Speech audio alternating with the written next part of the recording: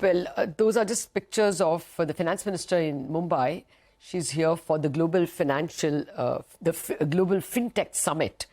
And we'll, of course, play out that conversation with you. You can also see Mr. Chris Gopalakrishnan, who presides over this fireside chat. We'll play it to you in just a bit when the event actually starts. But today on It's the Economy, we are going to take a midterm look at the deficient monsoon and the state of food prices over the next 12 months. Monsoons are deficient by 11% this season as of now, and reservoir levels are down by 9% versus the 10-year average, according to the Central Water Commission. The water levels are much worse, of course, in South India. 9% is a national average. In the south, it's deficient by over 50%, 52 to be precise. Food stocks are good, but at multi-year lows, about 25% below last 5-year average. So how may food prices pan out? I have with me Professor Ramesh Chand, member of the NITI Aayog and one of the best agricultural economists. Professor Chand, I can't tell you how happy I am that I have a professor on Teachers' Day with us as our guest. Happy Teachers' Day to you. Thank you. Thank you. Thank you, sir. First up, should we worry about the kharif output itself? You see, as you said that this long dry spell has occurred in the middle of the seasons. And later the dry spell happens, larger is the damage, larger is the effect. If it happened in the beginning, effect is minimum. If it happened in the middle, effect is moderate. And if it happened toward the end, then effect is very, very strong. But in case of Indian agriculture, it is now quite differentiated and diversified. You will see that there will be a strong impact on crops like soyabean, which are mainly rain-fed. In case of soyabean, more than 95% area is rain-fed. But in case of crops where we have a very high area under irrigation, there I don't see any negative impact. So at this point, I can say that oilseed like soyabean and pulses in general, because overall area under pulses this year so far is 1 million hectare less than, but it was last year. So there is a stress on these two set of commodities, oilseed and pulses. But situation of oilseed is such that international prices are low, international prices of vegetable oil are low. So there are options to cool down domestic prices through import in case of edible oils to meet whatever deficiency we have. International market for vegetable oil is quite big. Okay. So that is one market where even when India enters with a big order, the international prices don't go up or down to the extent it happened in many other commodities. Okay. In case of pulses, government is seized of the problem and preparation started a few weeks before. I feel that in case of chickpea, we were having surplus production last year.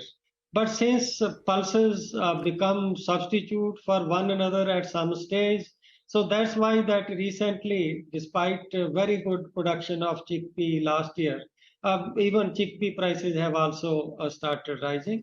So in case of pulses, especially arhar and mash, we have to make some arrangement for import.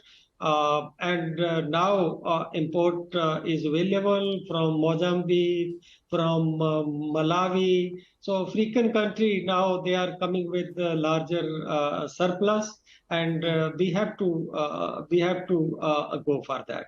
Okay. Then so, in terms of wheat, you just find that international prices are coming down. In case of sugar, there is a pressure. In your bulletin also you showed. In fact, that pressure is there from last couple of months.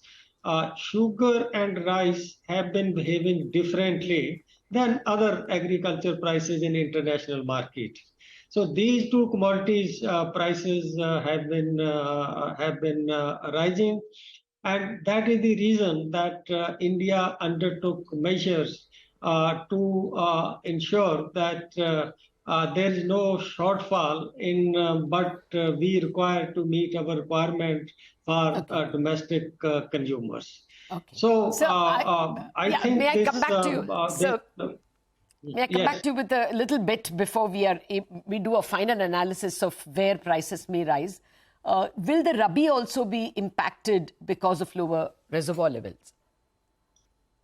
I don't think rabi will be affected. That situation will again depend upon what kind of rain we have in September. And in case of South India, you showed that reservoir less, 50% less. But in case of South India, we have another kind of monsoon also. It is not only southwest monsoon. There is another. You find that when winter starts, then another monsoon comes in case of South India. Tamil Nadu.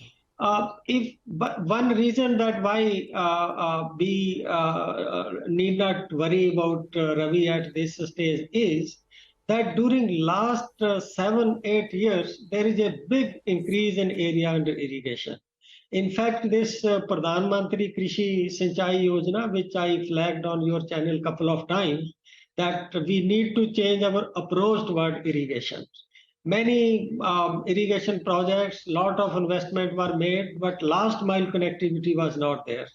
So if you look at data on area under irrigation after 14-15, before 14-15, either it was stagnant or it was declining.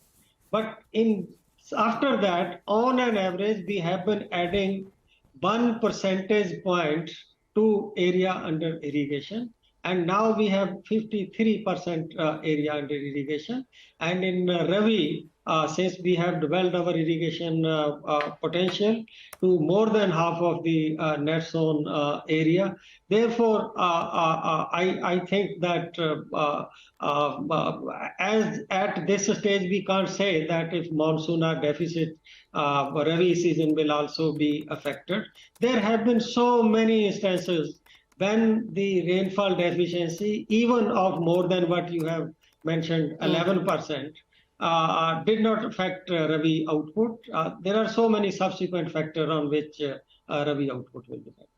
Okay, I take your point, sir. The increase in irrigation is something you have pointed out on our channel before, and that should be very helpful. Now, if you can tell us, what do you expect will be the impact on rural demand if we are going to have lower output? Is there a likelihood of subdued rural demand? And also, if water reservoir levels are bad, then there can be problems, especially in very stark areas in east and south.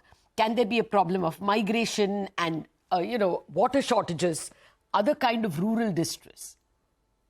No, I think situation as of now is not that dire, and we also don't see possibilities of situation becoming that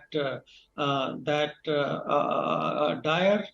And again, there were a couple of reasons for that. That is, what was first part of your question? I think that was more important. Rural demand, sir. Will rural demand be impacted?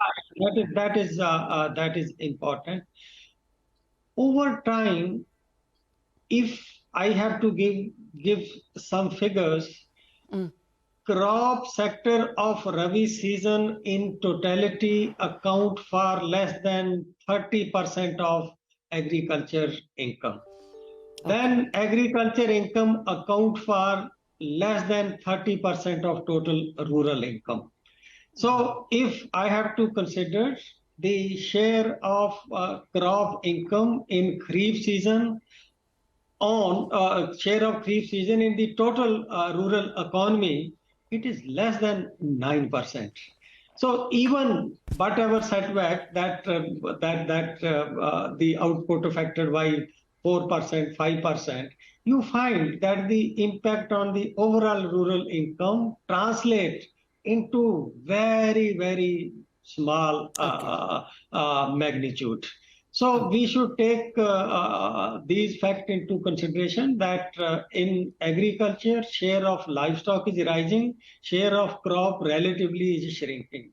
Share of fishery is rising in a very big way. And irrigation is rising. Share of rabi season in the total crop output is rising. And within a rural area, share of non-agriculture is rising much faster than agriculture. If I tell you one statistic, today more than half of industrial output is generated in rural area. Less than 0.5% is generated in urban area. So rural economy is no more only agriculture kind of thing. I got that, sir. No doubt agriculture is the most significant sector of rural economy with total share of around 30%. So I got, sir. We have to cut to the finance minister in just a minute. Just a very quick last question. Do you think we should worry about food inflation? Can it get sticky till perhaps Feb, March? Food inflation is affected by two kind of factors. One is domestic, another is international. So as I mentioned to you, in rice and sugar, it is because of international factor that we see pressure on prices. But global food index overall is showing a decline. But if I have to sum up, I would say, yes, there will be pressure on food prices during this financial year. Oh, right. Have to leave it at that, sir. Unfortunately, we have to hear the finance minister as well. Thank you very much indeed for sparing time for us. And once again, a very happy Teachers' Day. Thank you.